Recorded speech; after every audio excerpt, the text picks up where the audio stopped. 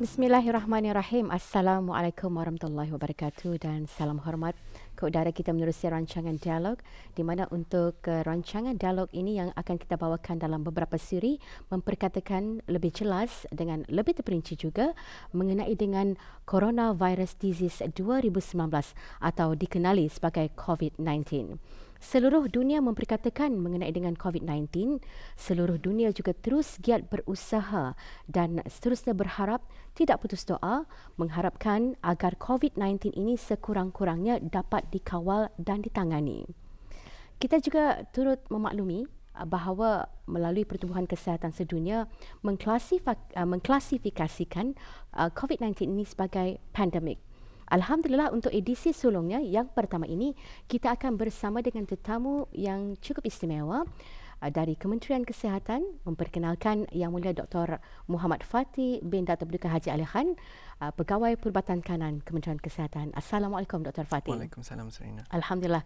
Hari ini kesempatan kita untuk memperjelaskan lagi, memberikan kefahaman kepada masyarakat kita ni mengenai dengan COVID-19 dan juga situasinya di negara Brunei Darussalam. Tapi sebelum kita berpanjang lebar Doktor, kita saksikan dulu sisipan bagaimana pemahaman masyarakat Brunei khususnya mengenai dengan COVID-19. Kita saksikan dulu.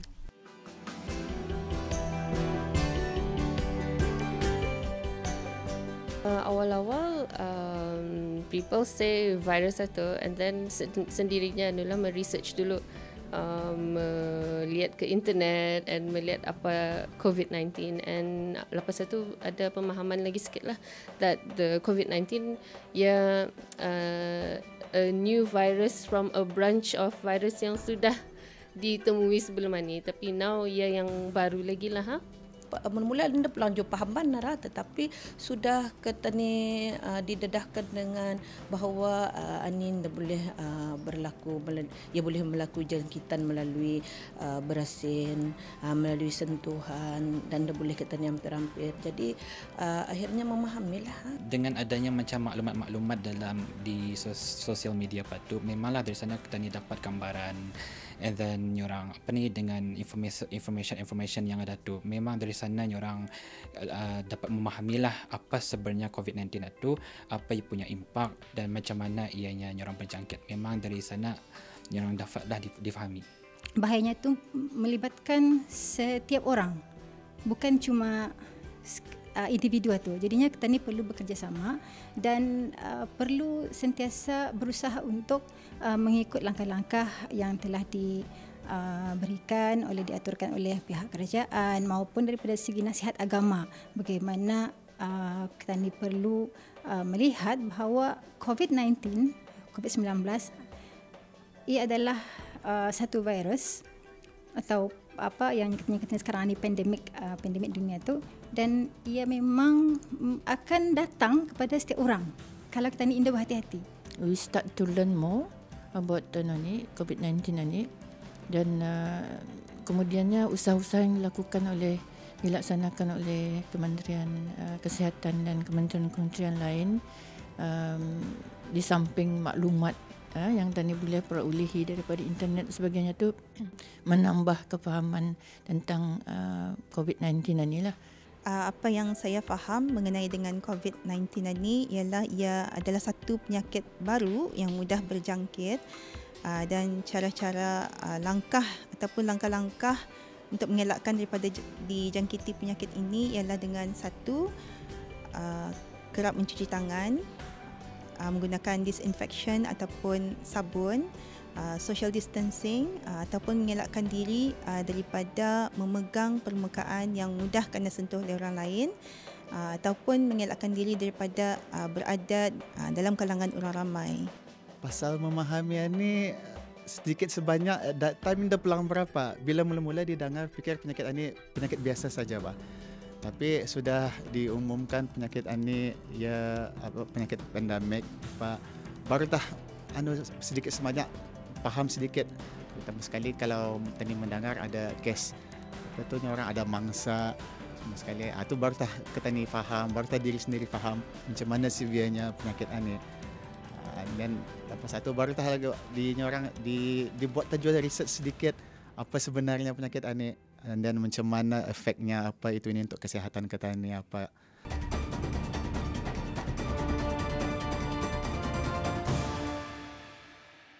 Alhamdulillah telah kita dengarkan bersama beberapa sisipan melalui pendekatan tim penerbitan kita bersama dengan masyarakat Brunei. Apa pemahaman mereka mengenai dengan COVID-19. Dan di sini juga kesempatan kita untuk memperjelaskan bersama dengan tetamu kita sekali lagi Dr. Fatih juga berkesempatan mendengarkan antara pendapat daripada masyarakat Brunei. Rasanya ini soalan pertama yang cukup penting kerana jawapan daripada Dr. Fatih ini yang akan lagi memberikan kefahaman kepada masyarakat kita ni. Apa dia COVID-19 ini, Doktor? Ya, terima kasih Sarina. Jadi COVID-19 disingkatkan, sebenarnya singkatan Coronavirus Disease 2019 disebabkan oleh sekumpulan virus dikenali sebagai coronavirus. Jadi coronavirus boleh menyebabkan beberapa jenis penyakit seperti batuk sesama biasa dan penyakit-penyakit yang lebih teruk seperti radang paru-paru atau pneumonia dan juga severe acute respiratory syndrome atau SARS. Jadi COVID-19 adalah penyakit berjangkit yang disebabkan oleh coronavirus yang dinamakan SARS-CoV-2. Ianya baru ditemui dan hanya diketahui selepas berlakunya penyebaran jangkitan ini di Wuhan, iaitu di wilayah Hubei di Republik Rakyat China pada Disember 2019. Jadi doktor ada menyatakan tadi mengenai dengan penyakit sindrom acute respiratory system ataupun ringkasnya SARS ya. Apa perbezaannya ni kalau dapat dijelaskan lagi? Okey. Jadi SARS-CoV adalah sejenis jangkitan coronavirus yang telah menular pada tahun 2003. Jadi COVID-19 dan SARS sebenarnya serupa dalam banyak cara.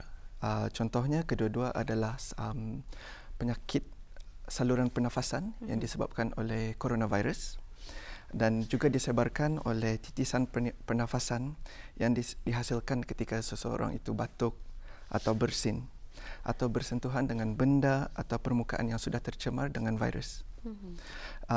Jadinya kedua-duanya boleh menyebabkan penyakit yang berpotensi serius. Kadang-kadang memerlukan oksigen atau alat membantu pernafasan dan mempunyai kumpulan berisiko yang serupa seperti orang dewasa yang lebih tua yang mempunyai keadaan kesihatan yang kronik dan kedua-duanya tidak mempunyai rawatan atau vaksin yang khusus. Jadi perbezaan di antara SARS yang menular pada 2003 dan juga COVID-19 ialah dianggarkan bahawa 20% orang yang dijangkiti dengan COVID-19 perlu dimasukkan ke hospital untuk mendapatkan rawatan. Tapi sebilangan kecil daripada kumpulan pesakit-pesakit ini memerlukan alat pembantuan pernafasan. Manakala kes SARS jauh lebih teruk. Secara amnya, dianggarkan 20 hingga 30% orang yang dijangkiti SARS memerlukan alat pembantuan pernafasan. Dan juga perbezaan adalah dalam anggaran kadar kematian. Anggaran kadar kematian COVID-19 sangat berbeza. Bergantung kepada faktor seperti lokasi dan juga ciri-ciri populasi. Secara umum, kadar kematian COVID-19 berkisar di antara 0.25 hingga 3%, manakala anggaran kematian SARS jauh lebih tinggi daripada COVID-19. Anggaran kadar kematian adalah sekitar 10% bagi SARS. Tapi COVID-19 nampaknya lebih senang menular daripada SARS. Satu penjelasan yang mungkin saintis telah mendapati ialah bahawa jumlah virus ataupun viral load nampaknya lebih tinggi di hidung dan juga kerongkong orang yang menghidap jangkitan COVID-19 sejurus selepas simptom-simptom berkembang. Menurut Pertubuhan Kesihatan Sedunia juga, beberapa penyelidikan juga menunjukkan bahawa COVID-19 juga dapat disebarkan oleh orang yang tidak menunjukkan simptom. Ya, begitu adalah antara perbezaan. Ya. Baik, kalau kita fahami daripada penjelasan yang mulia Doktor sebentar tadi, walaupun dari segi perbandingan dan perbezaan antara SARS yang telah berlaku pada 2003 itu jauh lebih berat sebenarnya dari segi impak dengan COVID-19, namun dari segi simptom dan juga kesan kepada pesakit untuk COVID-19 ini lebih cepat menular seperti yang dinyatakan tadi. Jadi barangkali juga dapat menerangkan kesan yang dimaksudkan bagi pesakit yang didapati positif adanya jangkitan COVID-19. Okey. Jadi tanda yang paling lazim adalah seperti demam panas, batuk, sakit tekak dan juga sukar bernafas.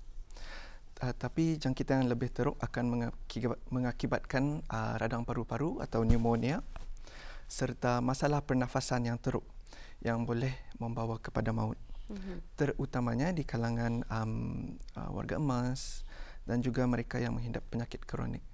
Tetapi segelintir pesakit COVID-19 tidak akan mengalami simptom, tapi boleh menyebarkan virus kepada orang tersebut kerana kita memerhatikan juga melalui maklumat-maklumat yang kita terima setelah beberapa bulan, kalau diikutkan Doktor kes pertama jangkitan COVID-19 di negara Brunei Darussalam pada awal bulan Mac ini dan kita melihat juga trend perkembangan dari segi jangkitan ataupun bagaimana mereka ini mendapat virus tersebut, simptom-simptomnya juga adanya perubahan trend tersebut Baik, sebelum kita lebih lanjut lagi bertanyakan beberapa soalan kepada Yang Mulia Dr. Fatty, Pegawai Perubatan Kanan Kementerian Kesihatan, kita ingin melihat juga bagaimana sebenarnya maklum balas daripada masyarakat Brunei, ekspresi mereka apabila pada mulanya mengetahui adanya jangkitan COVID-19 di negara kita ni. Kita berehat seketika.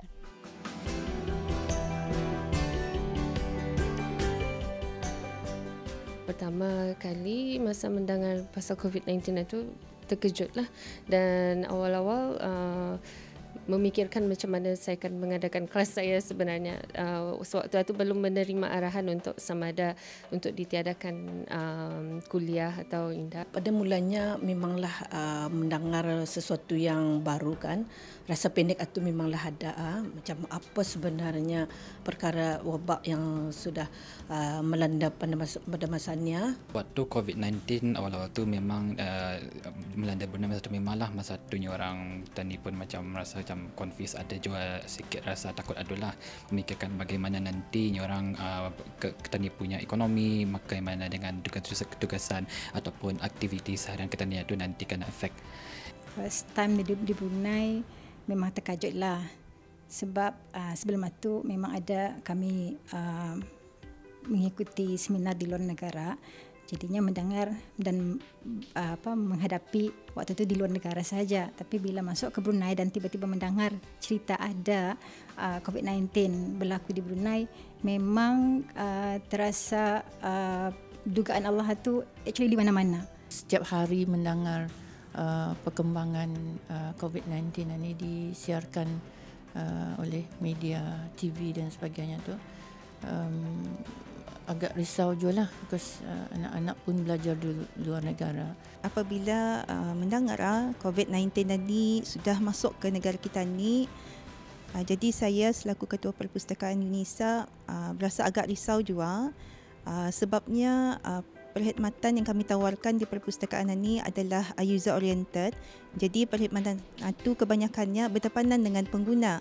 Jadi di sana staf-staf perpustakaan yang bertugas di kaunter pun ada juga yang panik, apa yang perlu dibuat, dan selain daripada itu kami pun rasa anxious. Bila mendengar kes ini di luar negeri apa itu ini, anda disangka akan datang ke Brunei. So anda juga berapa ingawati mula-mula, tapi sudah mendengar kes pertama tu baru terasa sedikit risau, sedikit resah. Pasal terutama sekali macam ketani yang ada keluarga, yang ada anak-anak. So beri ingawati juga penyakit ini akan takut sampai kepada keluarga-keluarga ketani.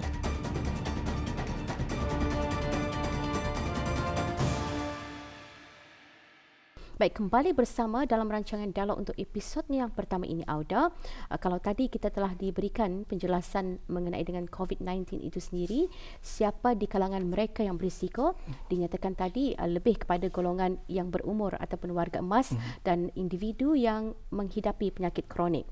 Kita juga melihat ini kurangnya risiko itu kepada golongan muda, tetapi bukan maknanya Indah ada ancaman tersebut, Doktor, ya? Ya, betul. Adakah ini disebabkan golongan muda mempunyai antibody yang lebih kuat daripada golongan yang lebih mudah dijangkiti? Okey. Jadi orang-orang yang lebih muda risiko untuk menghidap penyakit kronik adalah lebih rendah. Sebab itu tapi masih ada. Tapi complication daripada komplikasi daripada COVID-19 akan lebih kurang dalam golongan yang lebih muda. Oleh kerana kurang menghidap penyakit kronik. Satu, dan juga mungkin antaranya adalah melihat kepada trend penularan COVID-19 ini adalah melalui community itu sendiri. Ya, jadi mungkin orang kata ni lifestyle ataupun cara hidup atu yang sebenarnya boleh mengancam sesiapa saja, Indah kira peringkat umur ataupun latar belakang kehidupan, ya, Doktor, ya.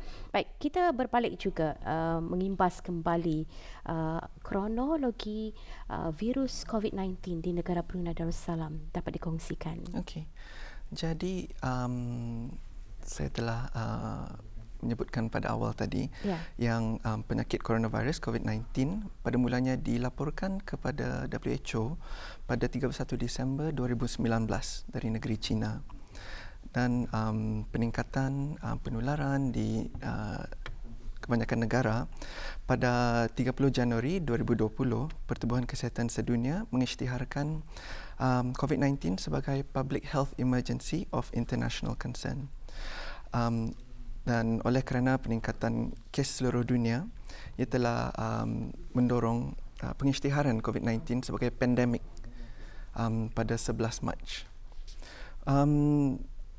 Negara Brunei Darussalam telah mencatatkan kes pertama yang diimport pada 9 hari bulan Mac 2020. Baik, dalam usaha dan juga tindakan daripada Kementerian Kesihatan khususnya, apabila wabak ini pertama kali dikesan di negara kita ni, adakah pada ketika itu negara kita ni betul-betul bersiap siaga orang kita ni menghadapi apapun bentuk virus yang mungkin boleh mengancam kesihatan sejagat ini? Yeah. Jadi persiapan untuk wabak, apa saja wabak sebenarnya, sudah dijalankan sebelum kes pertama telah didapati di Brunei Darussalam. Ini ialah kerana Brunei Darussalam merupakan ahli Pertubuhan Kesihatan Sedunia atau WHO yang sebenarnya telah mewajibkan kesiapsiagaan pandemic preparedness sebenarnya di semua negara anggotanya. Sebenarnya baru-baru ini pada bulan November 2019 ada tim dari WHO yang datang untuk menilai persiapan pandemik atau pandemic preparedness di negara Brunei Darussalam dan telah mendapati yang Brunei Darussalam di kadar yang sangat baik. Bahkan sebelum kes pertama, langkah-langkah seperti mengemaskinikan definisi kes, pemantauan kes di peringkat antarabangsa dan serantau telah dilakukan, dan juga sekatan-sekatan perjalanan dan juga saringan pendatang-pendatang asing telah dilakukan di lapangan terbang. Tapi setelah kes pertama, langkah-langkah yang disebut sebelum ini semakin dipergiatkan dengan pengesanan kontak, pengenalpastian kes dan juga pengasingan dan kami panggil ring fencing, serta langkah-langkah jarak sosial atau social distancing yang memperlahankan penyebaran dan telah mencapai tahap kawalan yang kita lihat sekarang. Baik, ya. Ring fencing dan juga langkah-langkah penjarakan sosial turut mengaitkan dengan tanggungjawab sosial, social responsibility masyarakat dan juga rakyat di negara kita ni, Brunei Darussalam. Baik, kita ingin mengetahui juga, adakah wabak ini jika ianya sudah dapat secara total ditangani dan sifar di negara kita ni, bolehkah ia akan timbul kembali, Doktor? Jadi buat masa ni, tadi tahu belum ada rawatan dan belum ada vaksin yang terbukti untuk COVID-19 ini. Oleh kerana itu, risiko penularan COVID-19 masih sangat-sangat tinggi. Okay? Kita dapat melihat second wave atau gelombang ya betul, gelombang jangkitan kedua di beberapa negara di rantau ini dan juga di Europe, juga sekarang di Amerika Syarikat, negara-negara yang telah mengurangkan sekatan-sekatan. Okay? Oleh itu, kita masih harus berwaspada dan terus melakukan ujian, pengasingan dan juga langkah-langkah kawalan yang tertentu. Selain daripada saranan daripada Kementerian Kesihatan dan juga agensi-agensi berkaitan mengenai dengan kepentingan untuk kita ni melakukan penjarakan sosial, penjarakan fizikal dan lebih lagi memberikan perhatian kepada tahap kebersihan diri, kita juga turut maklum apabila situasi ini berlaku ataupun timbul di negara kita ni, adanya keluarlah mitos dan juga fakta mengenai dengan permakanan itu sendiri yang dikatakan sebahagian ataupun sejenis makanan tertentu ini boleh saja mengawal ataupun mungkin menangani ataupun barangkali membendunglah daripada individu tersebut dijangki daripada virus ini. Pendapat doktor sendiri. Jadi seperti yang disebutkan sebelum ini, tiada sebarang vaksin atau ubat atau permakanan yang dapat dikatakan menghilangkan virus macam itu saja. Tapi yang penting ialah makanan seimbang. Okay? Makanan sehat, seimbang. Kalau kita ni makan makanan yang sehat, seimbang, maknanya kita ni immune system kita ni meningkat, lagi kuat untuk melawan virus COVID-19 dan juga virus-virus yang lain sebenarnya. Saya tertarik juga untuk menimbulkan mengenai dengan vaksin.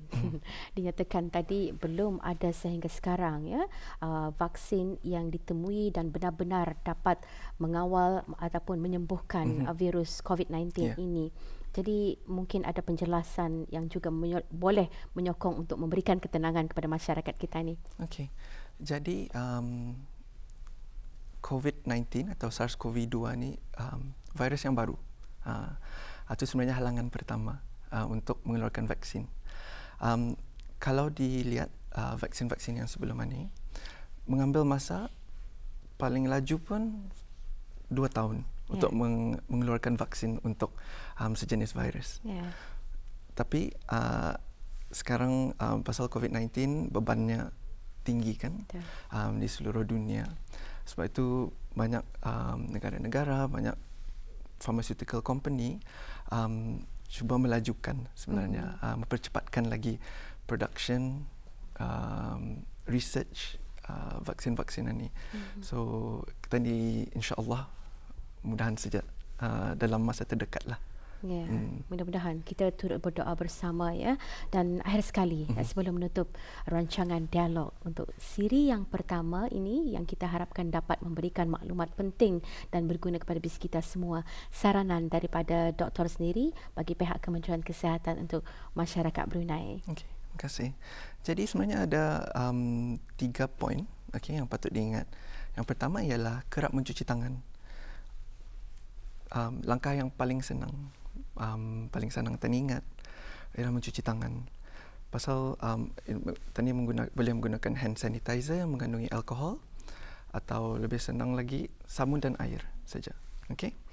Cara ini boleh membunuh virus yang mungkin ada di tangan kita ni. Okey. Yang kedua ialah elakkan menyentuh mata, hidung dan juga mulut. Okey. Pasal tangan kita ni selalu menyentuh banyak permukaan objek. Ya, dan seterusnya boleh dijangkiti virus. Apabila dicemari, tangan kita ni boleh memindahkan virus ke mata, hidung ataupun mulut. Dari sanalah virus boleh masuk ke dalam badan kita ni, dalam saluran pernafasan kita ni. Okay? Jadi elakkan menyentuh mata, hidung dan mulut. Yang ketiga, amalkan penjarakan sosial. Selalunya kita ni mengamalkan jarakan sosial 2 meter. Okay? Di antara kita ni sama siapa saja yang tadi lihat batuk atau bersin lah. Okay? Pasal apabila seorang itu batuk atau bersin, titisan cecair yang mengandungi virus itu boleh tersembur dari hidung atau mulut diorang. Ya. And kalau terlalu dekat mudah tersedut sebenarnya semburan tersebut, termasuk virus COVID-19. Jadi ini jika orang itu terjangkitlah. Jadi ingati saja kerap mencuci tangan, elakkan menyentuh mata, hidung dan mulut dan juga mengamalkan penjarakan sosial. 3 poin penting dikongsikan ya untuk siri pertama rancangan dialog COVID-19 yang kita dibawakan secara eksklusif untuk masyarakat Brunei Darussalam, dan suka juga saya untuk menambahlah ya, kalau kita lihat untuk kita ni sendiri dalam agama Islam itu juga ada turut memandu kita ni untuk lebih beradab ketika bersin ataupun batuk. Mungkin itu juga boleh dikaitkan dengan bagaimana cara kita ni, etika kita ni untuk batuk dan bersin, dan mengaitkan dengan kebersihan itu sendiri. Dan untuk Yang Mulia Doktor, terima kasih kami ucapkan untuk episod yang pertama ini. Saya rasa pengisian yang cukup berkualiti dan kita harapkan masyarakat kita ni akan dapat mengambil maklum dan faham benar-benar kenapa kita diperlukan untuk senantiasa menjaga kebersihan dan juga melakukan penjarakan sosial itu sendiri. Sekali lagi terima kasih Doktor. Terima kasih Sarina. Ya, itulah Auda, rancangan dialog yang juga memperkatakan mengenai dengan COVID-19 ya. Untuk episod-episod seterusnya saksikan bersama dan akan kita sentuh lagi beberapa topik yang pastinya cukup menarik. Assalamualaikum dan salam hormat. Jumpa lagi.